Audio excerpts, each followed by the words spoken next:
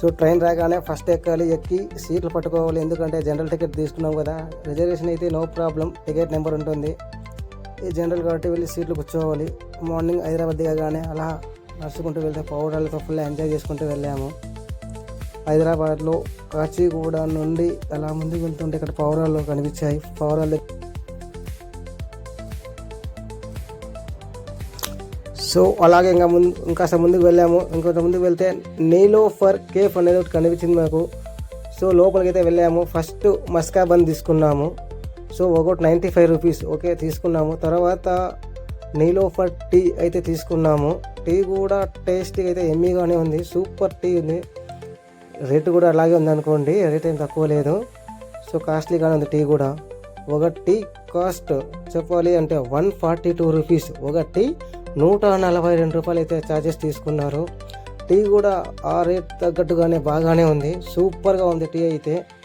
So first మస్కా bun తీసుకున్నాం కదా, దాని తర్వాత టీ టేస్ట్ చేసాము, సూపర్గా ఉంది. అలాగే బిస్కెట్స్ కూడా చూసాము, బిస్కెట్స్ కూడా చాలా టేస్ట్గా ఉన్నాయి. ఇంకా టేస్ట్ చేసిన తర్వాత ఇంకా మేము అలాగే హుస్సేన్ సాగర్కి అయితే వెళ్ళడం జరిగింది. అక్కడ గౌతమ బుద్ధుడిని చూసి అలాగే ముందుకు నడుచుకుంటూ వెళ్ళాము. సో ఎంజాయ్ అయితే ఫుల్ ఎంజాయ్ చేస్తున్నాం. అక్కడ మామూలు ఎంజాయ్ అయితే లేదు మాకు. అక్కడ చూశారు కదా కొత్తగా కట్టిన కేసీఆర్ గారి అసెంబ్లీ, కొత్తగా కట్టిన కేసీఆర్ గారు అంబేద్కర్ విగ్రహము, గౌతమ బుద్ధుడు విగ్రహము, హుస్సేన్ సాగరు. సినిమాలు చూసినట్టుగానే ఉంది మాకైతే. ఎక్సైట్మెంట్ అయితే ఓవర్గానే ఉంది మాకైతే. ఎందుకంటే ఎప్పుడు సినిమాలు చూసాం కదా, ఇప్పుడు రియల్గా చూసిన తర్వాత బట్ ఫుల్ ఎంజాయ్మెంట్ అయితే లేదు, మామూలుగా లేదు ఎంజాయ్మెంట్. ఫుల్ ఎంజాయ్ చేశాను నేనైతే. సో ఎందుకంటే ఫస్ట్ టైం వెళ్ళాను కదా, అందుకని ఫుల్ ఎంజాయ్.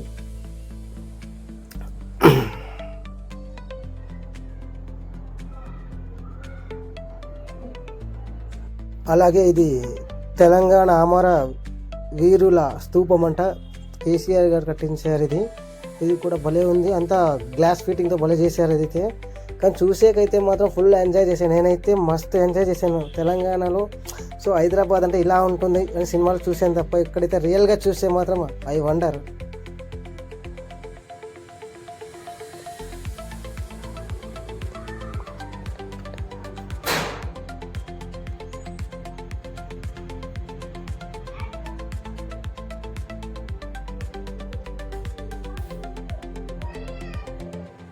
సో ఈరోజు అయితే ఫుల్ ఎంజాయ్ చేయడం జరిగింది.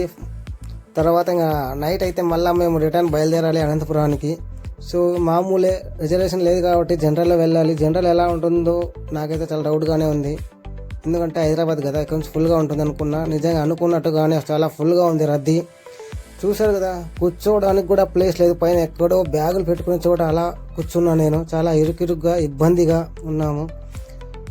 సో దీని గురించి సెంట్రల్ గవర్నమెంట్ ఆలోచించి ఒక ఎక్స్ట్రా బోగి అయినా అటాక్ చేస్తే చాలా బాగుంటుంది. ముఖ్యంగా లేడీస్కి అయితే చాలా ప్రాబ్లం ఫేస్ చేయాల్సి వస్తుంది ఇక్కడ. వీడియో నచ్చితే లైక్ కొట్టండి ఫ్రెండ్స్. Thank you friends.